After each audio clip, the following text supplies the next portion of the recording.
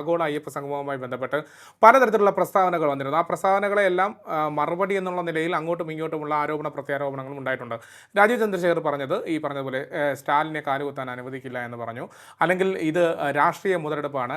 ഈ ഒരു പരിപാടിയുടെ അനൗൺസ്മെൻറ്റ് കേട്ടപ്പോൾ തന്നെ ചിരിക്കണോ കരയണോ എന്നുള്ളൊരു അവസ്ഥയാണ് എനിക്കുണ്ടായത്. ഇത് നടക്കാൻ പാടില്ലാത്തൊരു പരിപാടിയാണെന്ന് അധ്യക്ഷൻ പറയുകയുണ്ടായി.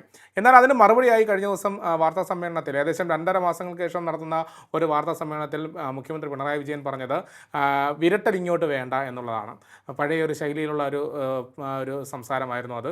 അതുകൊണ്ട് തന്നെ വിരട്ടൽ ഇങ്ങോട്ട് വേണ്ട, രാജീവ് ചന്ദ്രശേഖരന് കേരളത്തിലെ രാഷ്ട്രീയ സ്ഥിതി അറിയാത്തത് കൊണ്ടുള്ള ഒരു സംസാരമാണ് എന്നാണ് പറഞ്ഞത്. നമുക്കതിന് രാജീവ് ചന്ദ്രശേഖർ വളരെ കൃത്യമായിട്ട് മറുപടി പറഞ്ഞു.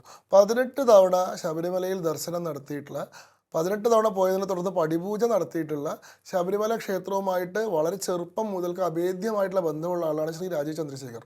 ശ്രീ പിണറായി വിജയൻ ഇന്നുവരെ ശബരിമലയിലേക്ക് എത്തി നോക്കുക പോലും ചെയ്തിട്ടുള്ള ആളാണ്. അങ്ങനെയുള്ള പിണറായി വിജയനാണ് പറയുന്നത് രാജീവ് ചന്ദ്രശേഖറിന് കേരളത്തെ പറ്റിയിട്ടോ ശബരിമലയെ പറ്റിയിട്ടോ ഒന്നും അറിയില്ല എന്ന്. ഈ പറയുന്ന ശബരിമലയെ പറ്റി നല്ല അറിവും വിജ്ഞാനവും പാണ്ഡിത്യമുള്ള പിണറായി വിജയൻ ശബരിമലയോട് എന്താണ് ചെയ്യാൻ ശ്രമിച്ചതെന്നുള്ളത് നമ്മളൊക്കെ കണ്ടിട്ടുള്ള കാര്യമാണ്.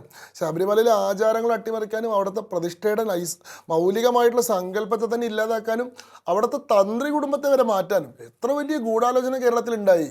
ഒരു വ്യാജ ചെമ്പോല എന്ന് പറഞ്ഞിട്ട് ഒരു സാധനവുമായിട്ട് മോൺസൺ മാവുങ്കിൽ വന്നത് വെറുതെയാണോ? അത് സഹിൻ ആൻ്റണി എന്ന് പറയുന്ന ആൾ അതെടുത്ത് 24 ന്യൂസിൽ വാർത്ത കൊടുപ്പിച്ചത് വെറുതെയാണോ?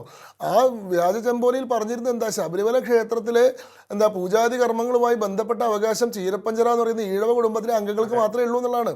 അവിടെ ബ്രാഹ്മണർക്കോ നായന്മാർക്കോ അല്ലെങ്കിൽ സവർണ്ണ സമുദായങ്ങൾക്കോ യാതൊരു അവകാശവും ഇല്ല എന്നുള്ളതാണ്.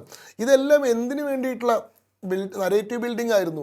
അതായത് ശബരിമല ക്ഷേത്രത്തിൽ ഈ ബ്രാഹ്മണ പൂജാധികാരമില്ല എന്നും അതുകൊണ്ട് ഇപ്പോൾ നിൽക്കുന്ന താഴ്മൺ മഠം എന്ന് പറയുന്ന ആളുകൾ അവിടുത്തെ യഥാർത്ഥ തന്ത്രിമാരല്ലെന്നും അതുകൊണ്ട് അവരെ മാറ്റിയിട്ട് പറവൂർ ശ്രീധരൻ തന്ത്രിയെ പോലെ ഒരു ഇഴവ തന്ത്രിയെ കൊണ്ടുവരലാണ് യഥാർത്ഥത്തിലുള്ള നവോത്ഥാനം എന്നും വളരെ ബോധപൂർവ്വം. കാരണം എന്താണെന്ന് വെച്ചാൽ ആചാരപരിഷ്കരണത്തിന് വേണ്ടിയിട്ടുള്ള സർക്കാരിൻ്റെ ശ്രമത്തെ തന്ത്രി കുടുംബം എതിർത്തത് കൊണ്ടാണ്.